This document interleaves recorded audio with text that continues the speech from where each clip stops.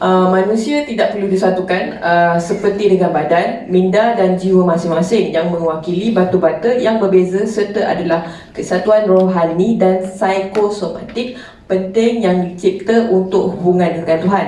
Ini menurut Dr. Kate Meador pada 2014. Jadi menurut kepercayaan Kristian, Christopher tahun 2020 dalam mereka percaya bahawa Tuhan percaya yang penderitaan ini dipanggil sebagai masalah mental. Masalah mental dia adalah bukan gagal dalam kepercayaan agama, tapi dia adalah ujian manusia. Maksudnya di sini dia percaya adalah masalah mental ni dia macam dia masalah mental ni dia rasa macam dia adalah ujian seperti juga agama Islam. Dan juga menurut Kristian Ortodoks, Dr. Eric dia mengatakan bahawa masalah mental ni bermula daripada perbuatan tak bermoral atau dosa yang menyebabkan seseorang itu memerlukan sokongan sosial. Ia adalah kesusahan ujian untuk kesetiaan ataupun dalam konteks Islam adalah iman untuk pada Kristian. Jadi bagaimana bagaimana menurut pandangan Kristian adalah langkah disebut adalah langkah untuk bagaimana mereka membendung masalah mental. Yang pertama, mereka menghargai diri sendiri, mereka dekatkan diri dengan orang baik-baik. Jadi mereka memberikan masa untuk mereka meditasi di gereja.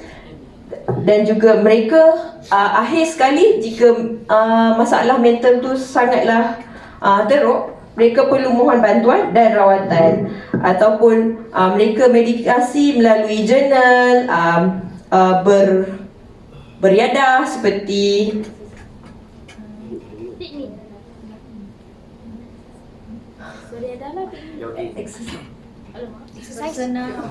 bersenam, berjalan di tepi pantai. Jadi ini menurut Kristian Ortodoks lah. Tapi sebenarnya masalah mental ni adalah bukan bukannya gagal lah sebenarnya, tapi dalam Kristian yang sekarang ni dia adalah ujian kepada penganut agama Kristian. Okay, saya akan meneruskan berdasarkan yang ajaran Kristian. Menurut ajaran Kristian, semua orang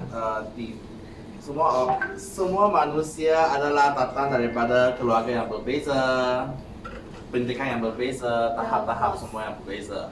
Jadi kita semua orang sama, tapi apa yang kita mengalami semua telah dialami oleh Yesus menurut ajaran Kristian. Okay. Dan kita ada memegang 3 konsep, iaitu konsep cinta tanpa had. Kedua adalah konsep berdoa selalu.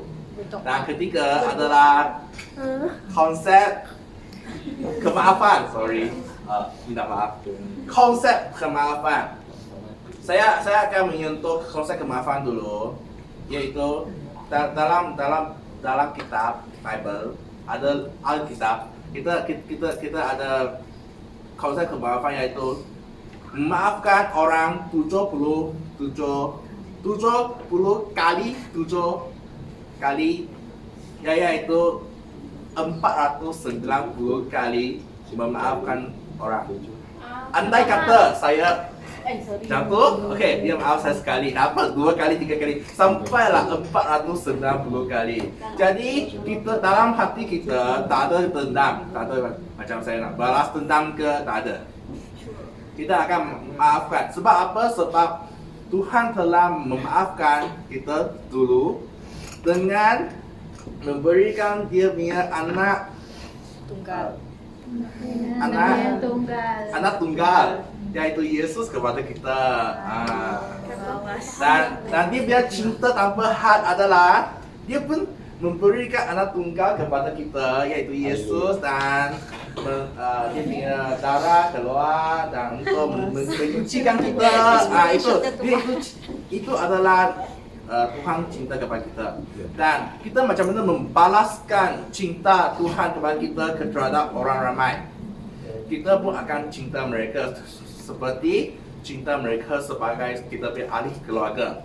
Mereka miskin, kita bagi duit. Mereka lapar, kita bagi makan. Okey.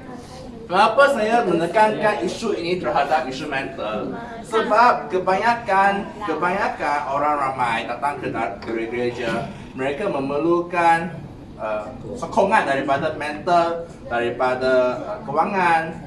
Mereka cakap saya kurang duit sebab ada isu-isu yang tidak dapat dielakkan.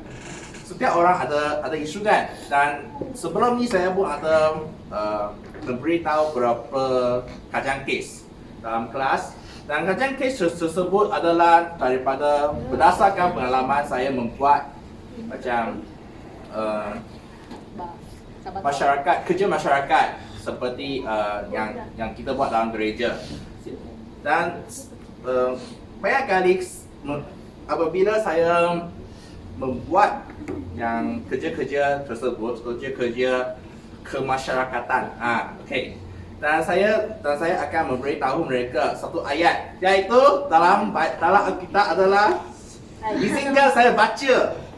Okey, dalam buku Filip bab 4 ayat 6 ke 7, dalam apa jua, tak kira lah demam ke, tak kira lah hilang bapak ke, tak kira lah rumah terbakar ke, kereta sudah dibanjir ke.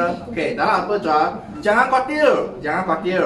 Tapi dalam segala hal, melalui berdoa dan permohonan dengan kesyukuran, kita asyik berasa bersyukur. Apa yang kita ada, kita bersyukur. Okey?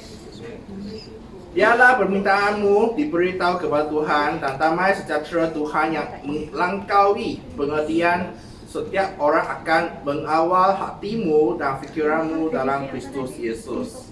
Ini adalah daripada Alkitab. Okey. Dan peristiwa dalam Bible, dalam Alkitab, itu adalah macam kita punya guideline. Kita punya panduan. Kita punya panduan dalam kehidupan kita. Apa yang dalam tu dia ada pengenalan, dia ada kesimpulan kan. Okey. Apa kita mengalami pengenalan tu, kita akan merujuk kepada Bible. Okey. Akan ada kesimpulan macam tu. So kita mengelakkan ataupun kita mendalamkan. Okey. Dan last point. Segala yang berlaku di atas kita adalah menjadi kita lebih tabah, menjadi kita lebih mengalami dia, dan sesiapa yang mengikut ajaran Kristian dengan ketat, dia tak akan berdosa. Jadi tak akan berdosa, tak ada isu mental. Terima kasih. Kau tidak. Karena Yesus